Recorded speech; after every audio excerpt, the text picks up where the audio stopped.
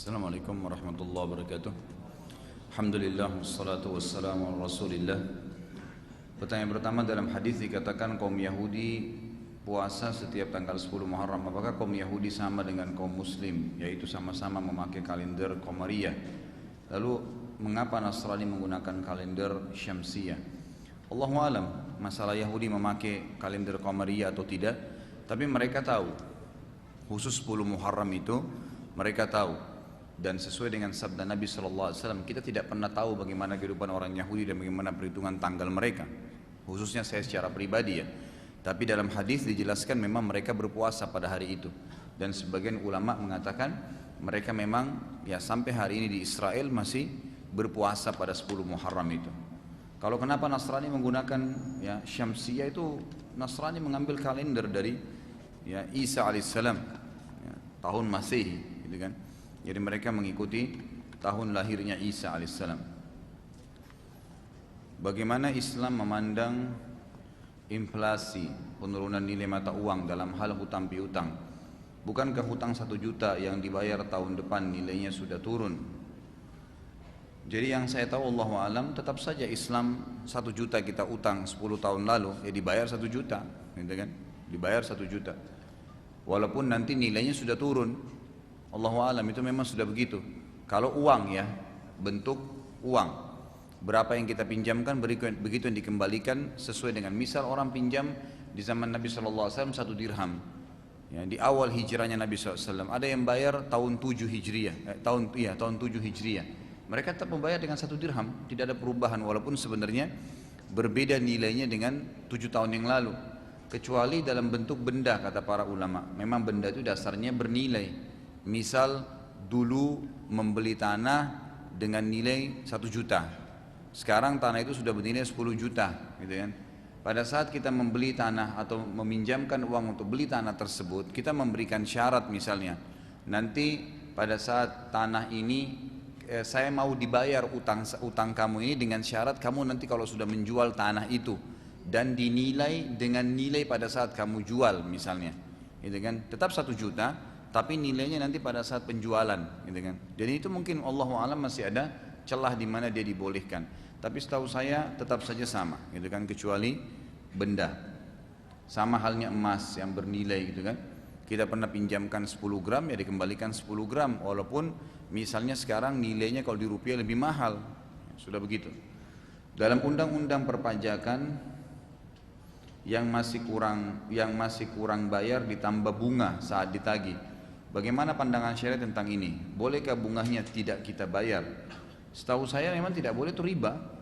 Itu adalah riba dan tidak boleh sebenarnya. Masalah kasus pemerintah kita melakukan yaitu pelanggaran syar'i. Secara syar'i nggak boleh. Kalau masalah orang tidak mau bayar bunganya, yaitu hak Anda. Itu memang riba. Kita sebagai muslim boleh saja tidak patuh pada hal ini ya. Dan kita bisa membahasakan, setahu saya seseorang warga negara Indonesia itu masih bisa kantor pajak dan negosiasi ya kan?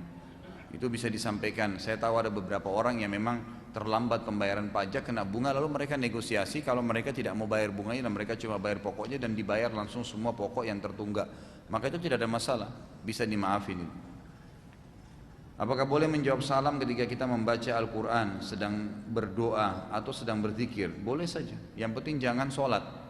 Karena kalau lagi sholat, kalau dalam ibadah ya, nggak boleh bicara kecuali bacaan sholat, gitu kan? Begitu pula tidak itu kalau dalam ibadah. Kalau di luar ibadah, di tempat-tempat yang kita dilarang untuk menyebutkan nama Allah, seperti mohon maaf, azzakumullah, semoga Allah muliakan anda semua, itu di WC, ya itu tidak dibolehkan menyebutkan nama Allah. Maka di sini tidak boleh kita menjawab salam. Itu kalau di tempat yang dilarang. Kalau dalam ibadah cuma dalam sholat saja yang kita tidak boleh menjawab salam. Di luar itu boleh saja, lagi mengaji orang salam kita berhenti sebentar jawab salamnya lalu lanjut lagi ayatnya, nggak ada masalah. Begitu pula dengan berdoa dan seterusnya. Bolehkah kita mencabut tanaman yang tumbuh sembarangan dan tidak beraturan? Boleh kalau untuk merapikan, nggak ada masalah. Rumput-rumput liar itu dibolehkan, tidak ada masalah. Itu sudah disepakati oleh para ulama kecuali di wilayah Haramain, di wilayah Mekah dan Madinah itu darurat sekali baru dicabut. Sebagaimana kita tahu di wilayah haram tidak boleh dicabut sembarangan pohonnya, tidak boleh dibunuh hewan-hewannya kecuali dalam keadaan darurat. Apa hukumnya bersiul? Nggak boleh. Ya, ada larangan dalam hadis itu. Bersiul itu tidak dibolehkan. Kalau ada yang mengatakan siul itu karena memanggil syaitan, itu tidak ada dalilnya. Tapi bersiul secara umum itu dianjurkan untuk tidak dilakukan karena itu adalah simbol orang-orang non-muslim. Sama dengan tepuk tangan. Yang saya tahu bersiul dan tepuk tangan dua-duanya dilarang. Dua-duanya dilarang. Diambil juga daripada tradisi orang-orang kafir Quraisy. Mereka kalau tawaf di Mekah, kata Allah di Ka'bah, kata Allah SWT, illa muka'an wa tasdiyah. Mereka itu muka dan tasdiyah. Muka itu sebagian ulama mengatakan bersiul. Jadi orang Quraisy itu kalau tawaf mereka sambil bersiul dan sambil tepuk tangan. Allah SWT mengharamkan itu dilakukan, gitu kan? Baik itu dalam keadaan memang lagi tawaf atau secara umumnya bagi muslim, seorang muslim. Masya Allah.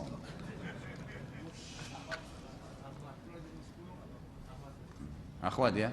Ini ikhwah mentang-mentang sudah duluan pertanyaannya, akhwatnya yang disalahin. Apakah sah wudhu dan sholat seseorang yang bertato? Sah, tidak ada masalah. Sudah saya jelasin kan?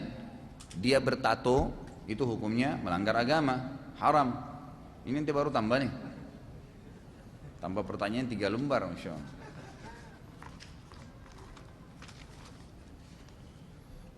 Jadi sah saja dia menato dirinya berdosa. Tato itu sendiri nggak boleh, itu kan dilarang, merusak badan, itu tidak dibolehkan, memasukkan tinta dan seterusnya. Tapi apakah sah sholat dan wudhu orang yang bertato? Sah, nggak ada masalah, karena tidak masuk dalam hal-hal yang membatalkan sholat. Yang batalin sholat kan jelas, tidak ada wudhu, ada najis di badan, gitu. Tato itu bukan najis. Jadi ini bukan berarti membolehkan tato ya, karena tato itu ada bab sendiri, dilarang, gitu kan. Apakah apabila kita melihat kucing ditendang, bolehkah kita membalasnya? Nanti Tuhannya yang balas, Allah Subhanahu wa taala. Enggak usah Anda. Hanya tendang-tendangan berlanjut lagi. Ustaz, ada berapakah jenis bid'ah itu? Lalu bagaimana caranya mengajarkan teman bahwa bid'ah itu berbahaya? Karena teman Ana setiap Ana share tentang hadis-hadis yang membicarakan bahwa beberapa perbuatan yang sekarang berarti bid'ah, Ana selalu dicelahnya, Ana dibilang sedikit-sedikit bid'ah. Anda kayak Wahabi aja. Jadi sudah saya jelasin, bid'ah itu dari siapa? Perkataan bid'ah? Hah? Dari Nabi Muhammad SAW. Bukan dari lidahnya dai-dai, bukan. Saya dan teman-teman dai ini hanya menyampaikan hadis Nabi. Kan Nabi bilang, hadis yang terkenal hadis irbat dalam hadis sahih, alaikum bisunnati wa sunnah khulafa'ur rasyidin mahdina min ba'di addu 'alaiha bin nawajid, gitu kan? Berpegang teguhlah pada sunnahku, semua tuntunanku, kata Nabi, dan tuntunan para khulafa'ur rasyidin Abu Bakar, Umar, Uthman dan Ali, dan berpegang teguhlah pada sunnah itu walaupun dengan harus gigi geraham kalian. Karena Nabi tahu nanti pada akhir zaman ini akan berat orang pegang sunnah Nabi, gitu kan? Akan dicela, akan dihina dan seterusnya. Kemudian beliau mengatakan, wa iyyakum wa muhdatsatil umur, dan hati-hati kalian dengan perbuatan-perbuatan yang baru dalam ibadah. Ya, muhdatsat ini begini, perbuatan ibadah yang tidak punya tuntunan wahyu, itu muhdatsat. Hati-hati kalian dengan perbuatan yang kalian anggap ibadah, padahal bukan ibadah, karena nggak ada tuntunan wahyunya, gitu kan? Terus beliau mengatakan fa inna kulla muhdatsatin bid'ah, kata Nabi. Semua perbuatan ibadah yang tidak punya tuntunan wahyu itu adalah perbuatan baru dalam agama. Bid'ah itu perbuatan baru dalam agama yang Nabi nggak pernah contohin dan juga sahabatnya. Terus Nabi bilang apa? Wa inna kulla bid'atin dhalalah. Semua bid'ah itu membawa pelakunya pada kekeliruan dan kesesatan. Nabi yang sabda itu. Nabi kita yang berbicara hadis sahih. Lalu beliau mengatakan wa inna dhalalatin finnar, dan kekeliruan dan kesesatan dalam ibadah, buat ibadah yang tidak Allah perintahkan dalam Qur'annya dan juga Nabinya contohkan dalam sunnah, akan membawa pelakunya pada api neraka karena sia-sia. Jelas sabda Nabi. Dalam hadis riwayat Muslim yang lain kata Nabi SAW, man ahdatsa fi amrina hadza ma laysa minhu fa huwa raddun aw mardud. Siapa yang berbuat ibadah yang tidak kami contohkan akan ditolak atau tertolak. Jelas sekali. Ngapain repot-repot ibadah yang tidak ada tuntunannya itu, yang ada tuntunannya aja sudah repot dikerjakan. Jadwal kita tuh rutin sudah ada yang ada sunnahnya, ada qobliyah subuh, ada subuhnya, kemudian ada zikir pagi. Coba jaga tuh. Saya tanya ikhwah di sini yang sudah rutin jaga maksurat zikir pagi. Tiap hari rutin kah terjaga on time? Itu aja kita kadang-kadang masih kelepasan, gitu kan? Zikir pagi, habis itu sholat duha. Sholat duha sudah nggak? 8 rakaat, udah dikerjain belum? Sudah rutin belum terjaga. Kemudian sebentar kita bekerja sudah duhur, ada qobliyah duhur, ada ba'diyah duhur, itu sudah rutin. Kemudian sebentar istirahat ada qobliyah asar, ada zikir sore. Sebentar istirahat ada qobliyah maghrib, ada ba'diyah maghrib. Sebentar istirahat ada qobliyah isya, ba'diyah isya. Sebentar istirahat ada tahajud. Ini baru yang rutin. Belum tilawah Al-Qur'annya, belum bersedekahnya, belum juga orang sakit, belum bakti dengan orang tua, belum silaturahim, belum banyak. Itu semua ada perintahnya, kenapa nggak dikerjain? Kenapa kok harus repot-repot cari perbuatan bid'ah ini untuk apa? Itu ngabisin waktu dan tidak diterima, saudaraku, gitu kan? Jadi kalau anda mengingatkan orang masalah bid'ah, lalu anda dikatakan Wahabi, nggak apa-apa deh kalau dibilangin Wahabi, sudah. Orang ingat ini baik sunnah Nabi kok malah dibilangin Wahabi. Nggak pernah ada istilah Wahabi di zaman Nabi. Semua ustadz subhanallah yang dikatakan Wahabi pasti lisannya mengatakan qala Rasulullah, dikatakan Wahabi. Ya sudah biarin aja bilang Wahabi deh. Habis gimana sudah dikatakan Nabi mengingatkan, dia enggak. Nabi enggak pernah kerjain, saudaraku, enggak apa-apa. Loh subhanallah, nabimu dan kiaimu enggak pernah buat, kamu berani mau buat, gimana caranya? Buat-buat dalam agama. Enggak boleh gitu kan. Ingatin saja, kalau masalah dia bilang anda ini selalu sedikit-sedikit bid'ah, ya sudah, yang penting kita sudah ingatin gitu kan, supaya jangan salah. Karena masalahnya yang dia buat memang bid'ah, jadi diingatin. Kalau dia buat sunnah, masa kita mau ribut-ribut? Enggak mungkin kan. Ingat, rivalnya sunnah bid'ah, lawannya itu. Artinya orang, kata para ulama, satu mengerjakan perbuatan bid'ah berarti dia mematikan satu sunnah. Kalau orang mengerjakan satu sunnah, dia sedang mematikan satu bid'ah. Udah nggak usah repotin diri dengan bid'ah nih, sunnah aja banyak belum dikerjain, jauhin aja gitu kan. Tugas kita menyampaikan, Allahu a'lam. Bagaimana bila di mall atau pasar kita melihat toko-toko yang menjual pakaian yang tidak syar'i, haruskah kita mendoakan agar toko tersebut tidak lagi menjual pakaian yang seperti dipakai kaum kafir saat ini? Saya kan sudah pernah bilang, menjual pakaian yang anda anggap tidak syar'i ini, misalnya pakaian yang terbuka bagi wanita, itu tidak semuanya haram ya, nggak semua haram. Bolehkah seorang muslim jual baju dalam wanita? Boleh, karena muslimah juga mau pakai. Di depan suaminya kan dia butuh baju tidur. Masa biar dengan suaminya pakai cadar, nggak pakai jubah, nggak mungkin. Butuh itu kan. Jadi tidak spontanitas haram. Bolehkah seorang muslim jual TV? Boleh. Karena TV media bisa dipakai salah, bisa dipakai benar. Nggak boleh diharamkan itu. Kecuali muslim jual khamar, nah itu haram mutlak, nggak boleh. Jadi jangan disalahin kan. Masalah kita mengatakan mudah-mudahan nanti dia bisa menjual baju yang lebih syar'i, ya silahkan. Tapi jangan divonis itu salah ya. Itu tidak salah. Kita harus bijaksana di sini. Assalamualaikum warahmatullahi wabarakatuh. Sebenarnya bagaimana sejarah terjadinya budaya Maulid Nabi? Ada yang bilang itu dimulai era Salahuddin, ada yang bilang dimulai dari Bani Fatimiyah. Apakah Bani Fatimiyah itu adalah Syiah? Sudah saya jelaskan panjang lebar nih. Tapi saya ingatkan kembali deh. Mudah-mudahan yang sudah sering dengar nggak apa-apa, kupingnya jangan panas ya. Ini mungkin sudah 70 kali saya ulangin sejarahnya nih. Jadi dinasti Fatimiyah, kerajaan Fatimiyah itu memang kerajaan Syiah, Ismailiyah. Syiah Ismailiyah yang berdiri dulunya di Maroko, kemudian pindah ke Kairo, ke Mesir. Mereka berkuasa itu di zaman kerajaan Abbasiyah, munculnya mereka itu. Berkuasa di Mesir kalau tidak salah sekitar hampir 200 tahunan, ya kan gitu. Dan memang mereka berfaham Syiah. Pada saat itu masyarakat Mesir berfaham Sunni. Salahuddin al-Ayyub adalah salah satu panglima perangnya Nuruddin Az-Zinki. Siapa Nuruddin Az-Zinki ini? Nuruddin Az-Zinki ini gubernurnya Khalifah Abbasiyah di wilayah Irak, gitu kan? Di wilayah Irak, di salah satu wilayah Irak lah. Kemudian diutuslah Nuruddin Az-Zinki ini mengutus Salahuddin al-Ayyub ke Mesir untuk mempertahankan Mesir, karena pada saat itu dinasti Fatimiyah memang sudah sangat lemah dan memang pada saat itu pasukan salib akan masuk ke Mesir. Itu kan wilayah kekuasaan Islam ya. Maka datanglah Salahuddin al-Ayyub ke sana, kemudian dinasti Fatimiyah runtuh. Ya, dengan sendirinya masyarakat Mesir sudah tidak menyukai khalifahnya pada saat itu karena dia memaksa pemahaman Syiah kepada masyarakat Mesir. Kemudian memang pada saat itu pasukan salib akan masuk dan memang mereka tidak bisa lagi punya kekuatan untuk membendung pasukan salib. Maka orang-orang Sun di Mesir menerima pasukan Salahuddin Ayyubi dan Salahuddin ternyata betul berhasil dengan kekuatan militernya melawan pasukan salibis dan dikalahkan oleh Salahuddin. Maka Salahuddin akhirnya dinobatkan oleh Nuruddin Az-Zinki untuk menjadi gubernur di Mesir. Dan pada saat itu terhapuslah dinasti Fatimiyah. Salah satu tradisi Fatimiyah adalah membuat acara maulid. Dan waktu itu mereka buat 6 macam maulid. Maulidnya Nabi SAW, Hasan, Husain, Fatimah, Ali dan raja mereka. Dan sampai hari ini di Iran mereka masih buat itu. Sejarahnya itu. Dan awal kisahnya kenapa mereka buat maulid, karena mereka terpengaruh dengan wilayah Romawiyah yang berada di belakang wilayah Alexandria di Mesir itu mereka terpengaruh di sana ya dengan orang-orang Romawi, negeri Syam lah sekarang ya, sebagian wilayah Syam itu mereka terpengaruh karena mereka punya hari lahirnya Isa. Maka orang-orang Syiah ini juga menarik untuk mengambil ya hari lahirnya Nabi Muhammad SAW.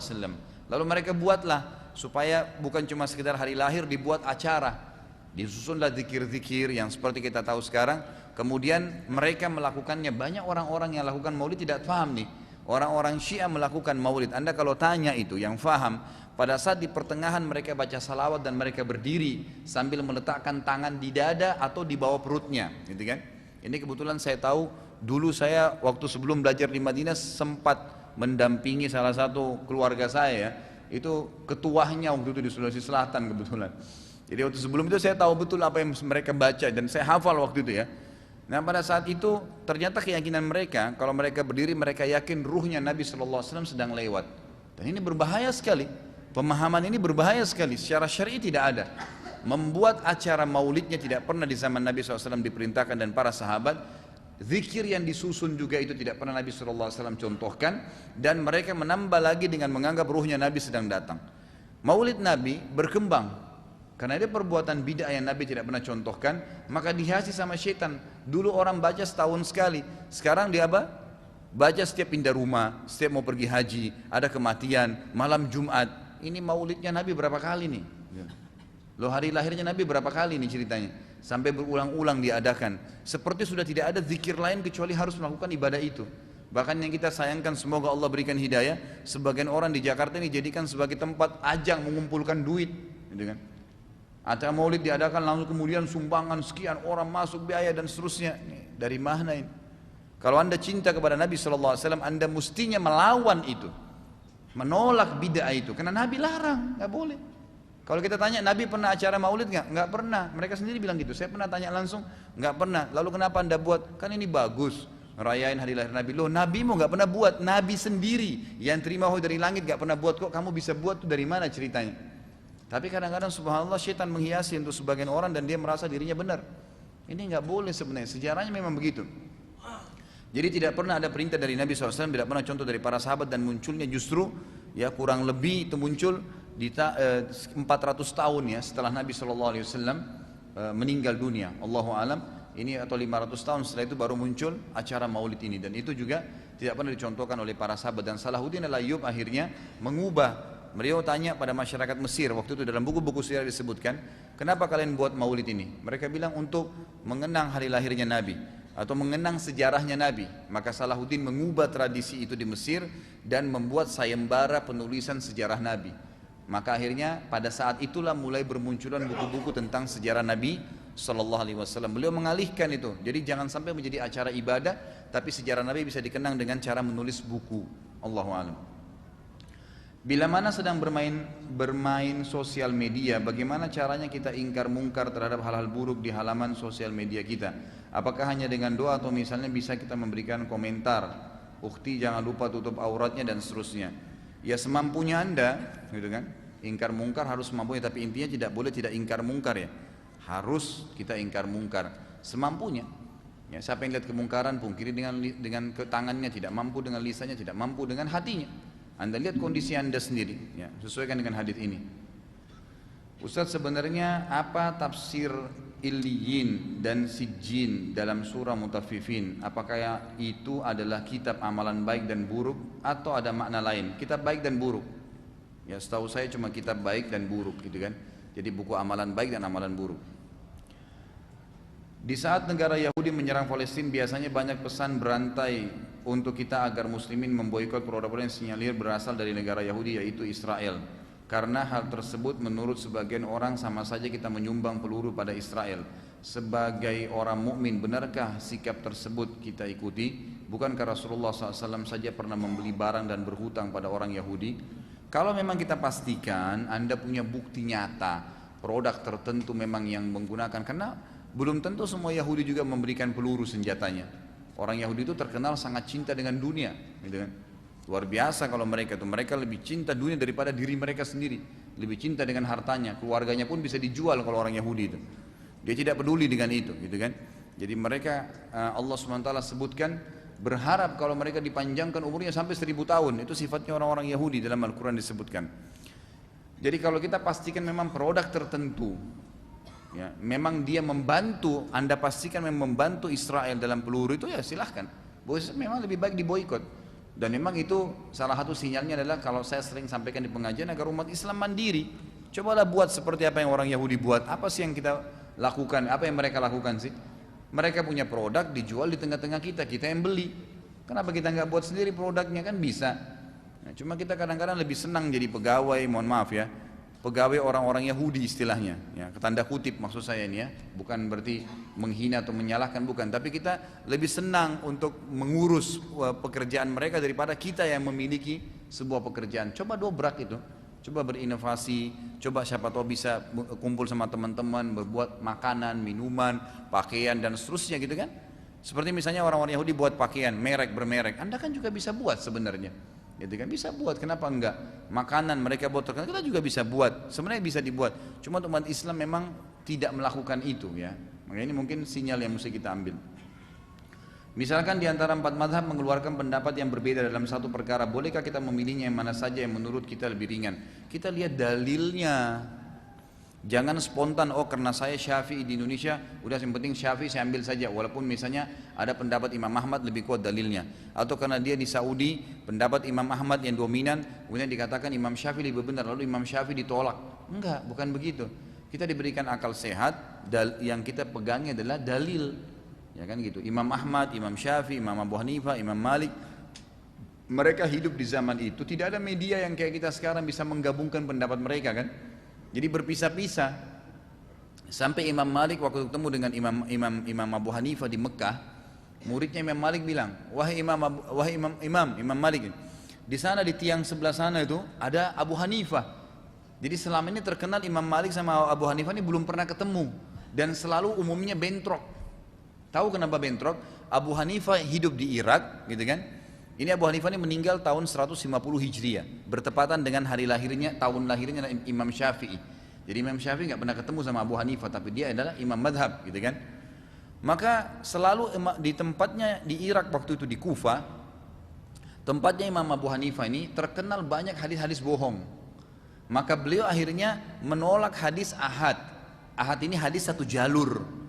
Fulan sahabat Nabi itu ahad, satu jalur, nggak ada sahabat lain, nggak ada jalur lain gitu.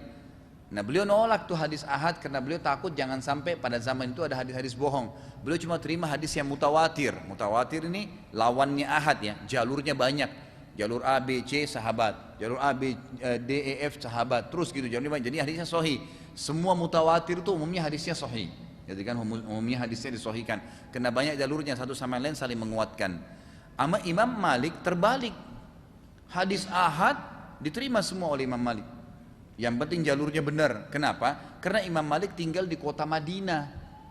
Bahkan Imam Malik disebutkan dalam bagian daripada penjelasan ilmu usul fikihnya Imam Malik, beliau mengatakan qaul wa af'al, ya kan?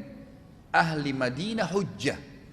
Beliau mengatakan kalau tidak ditemukan dalil dalam satu perbuatan atau perkataan atau sebuah benda seperti takaran misalnya, maka beliau mengatakan perkataan dan pernyataan serta bendahnya penduduk Madinah itu hujjah.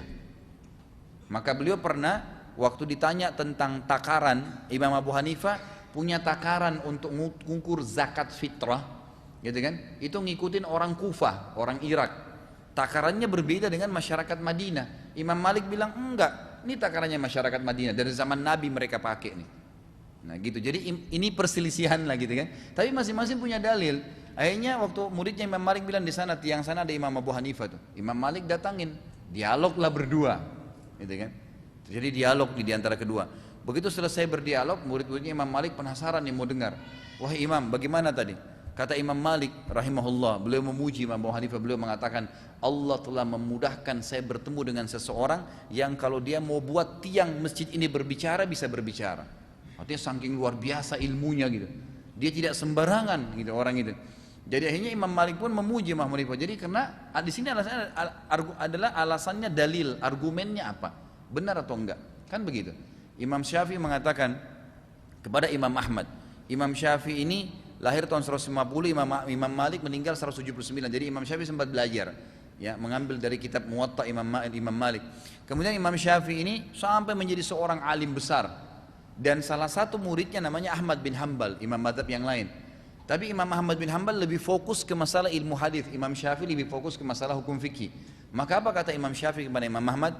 Wahai Ahmad, kalau seandainya ada sesuatu yang sampai kepadamu dari Nabi SAW, hadis, gitu kan, yang bertolak belakang dengan pendapatku, sampaikanlah kepada kami, maka kami akan meluruskannya. Jadi Imam Syafi'i pun tidak fanatisme. Kalau ada yang benar, mana lebih benar diambil. Dan beliau mengatakan semua yang sesuai dengan hadis Nabi maka dia madhabku. Artinya tolak semua pendapat yang salah. Dan hampir semua imam empat begitu mengatakan. Jadi kita lihat dalilnya. Mana kira-kira dalil yang lebih kuat, lalu kita cenderung kepada dalil gitu kan. Terkadang saya pernah melihat, ini kayaknya kertasnya hampir sama, satu orang yang bertanya nih. Terkadang saya pernah melihat dalam sebuah hadis terdapat dua status, misalnya sahih oleh Al-Hakim dan dinilai hasan oleh Syekh Albani. Lalu sebagai orang awam yang belum mengerti cara penilaian ilmu hadis, bagaimana hukum satu hadis tersebut? Gini aja, kalau sahih dan hasan terima. Kalau dhaif itu yang masih diperselisihkan. Jadi kalau ulama masih mengatakan, sebagian mengatakan sahih, sebagian mengatakan hasan, itu berarti masih boleh. Karena derajat yang diterima adalah sahih dan hasan. Yang diperselisihkan adalah dhaif, yang ditolak adalah maudhu, bohong, selesai. Itu konsep dasarnya. Teman saya pernah bekerja di satu perusahaan otomotif di bidang produksi motor. Dalam perusahaan tersebut karyawannya diwajibkan untuk memiliki motor merek perusahaan tersebut agar dibolehkan parkir di lokasi tempatnya bekerja. Sedangkan tidak adanya jemputan. Bagaimana bila orang tersebut mengambil kredit motor yang terdapat unsur riba di dalamnya? Dibolehkankah hal tersebut bila terdesak seperti kasus di atas? Nggak ada kata-kata terdesak dalam riba, ya. Dalam masalah haram nggak ada kata-kata terdesak. Masalah orang bilang terdesak harus kredit, kalau enggak bisa punya rumah. Sama dengan orang bilang terdesak saya tinggal serumah dengan pezina, jadi terpaksa gitu. Nggak boleh, nggak masalah. Saya pernah nasihatin ada satu ibu tuh di Kelapa Gading. Waktu itu dia tanya, Ustaz, saya kalau tidak kredit rumah sekarang, ya kan, saya mungkin nanti tahun-tahun depan akan mahal harga rumah. Saya bilang begini, maaf ya Bu, saya jelaskan dulu. Saya tanya dulu dan ibu tanya dengan hati nurani, jawab dengan hati nurani. Kalau ibu belum beli rumah sekarang dan ibu kontrak, kenapa? Kenapa kalau kontrak? Coba renungi kalimat ini ke dalam hati ya, jangan cuma tiba-tiba emosional, tidak. Kalau saya masih ngontrak, nanti kalau kita perasaan atau kita cuma lisan, kita akan mengatakan, wah itu kan masa ngontrak sih, gitu kan? Kenapa emang kalau ngontrak? Umum orang ngontrak 10 tahun, apa? Sampai Allah berikan rezeki baru beli rumah. Toh kalau kita meninggal nggak dibawa tuh rumah yang sudah dibayar cash, ditinggalin jadi warisan. Kenapa harus fokus ke masalah itu? Seperti tidak bisa, kecuali memang harus haram. Enggak kok. Ingat, Nabi SAW mengatakan dalam hadis, ini hadis disahihkan oleh para ulama. Masalah rezeki saudaraku, renungi hadis ini. Kata Nabi SAW, kalau seandainya seseorang itu lari dari rezekinya, maka rezekinya akan mengejar dia seperti kalau dia lari dari kematian dan mati mengejarnya. Gak ada orang rezekinya tidak sampai ke dia, gak ada. Hadis yang lain, ini harus asas agama kita, keyakinan. Kata Nabi SAW, tidak ada jiwa meninggal dunia kecuali dia akan mendapatkan semua rezekinya. Sudah maktub itu. Ibnu Qayyim mengatakan, ingat statement yang mulia beliau pernah katakan dan sering saya ulangi, aku selalu senang dan bahagia karena dua hal. Aku selalu senang dan bahagia karena aku tahu umurku sudah ditentukan oleh Tuhanku, tidak akan bertambah sehari, tidak berkurang sehari. Dan aku selalu senang karena aku tahu Tuhanku sudah menentukan rezekiku dan tidak akan pernah diambil oleh orang lain. Itu konsep dasar agama kita. Memang sudah begitu. Rezeki anda insya Allah akan datang kepada anda biidnillah. Jadi jangan paksakan pada hal yang haram, gitu kan? Nggak usah gitu. Saya sudah kasih ide kan kemarin masalah kredit ini, teman-teman bisa terapin ya, di beberapa pengajian sudah diterapkan itu. Jadi kalau anda misalnya butuh motor, ini contoh saja, saya kemarin terapin di beberapa pengajian dan alhamdulillah berhasil. Jadi misalnya harga motor 15 juta, misal harga motor yang sedang atau yang bagus 15 juta misalnya. Kumpul misalnya 10 orang, kemampuan satu bulan dari gajinya misalnya dari 2,5 juta, 1,5 juta bisa dialokasikan. Baik, lakukanlah itu. 1,5 juta seperti diarisankan motor itu ya. Setiap bulan membayar 1,5 juta dari 10 orang ini, jadi terkumpul 15 juta. Setiap bulan keluar satu motor baru. Dia cuma sama temannya saja. Dalam 15 bulan, gitu kan? Mohon maaf, 10 bulan ya. Dalam 10 bulan semua sudah punya motor cash. Sederhana, nggak ada riba. Lebih sederhana, motor yang 10 jutaan aja deh. 1 juta satu orang satu bulan, 10 orang 10 bulan sudah semua punya motor atas namanya masing-masing. Cari ikhwah-ikhwah yang amanah, lakukan, gitu kan? Atas nama mereka silahkan. Itu lebih baik, lebih mudah. Kenapa nggak dilakukan? Itu kan bisa masuk dalam semua hal ya, termasuk KPR rumah. Ada tanah nih, ikhwah mau cari rumah, memang masing-masing punya kemampuan dana, misalnya uang sudah siap beli rumah 500 juta misalnya, 200 juta. Baik, cari lokasi tanah di mana, ajak beberapa teman-teman keroyokin tanah itu beli. Kemudian bangunin pelan-pelan, sama-sama tinggal di sana 5 rumah, 6 rumah, bisa kan sebenarnya? Tidak, itu bisa tidak KPR, semestinya bisa begitu.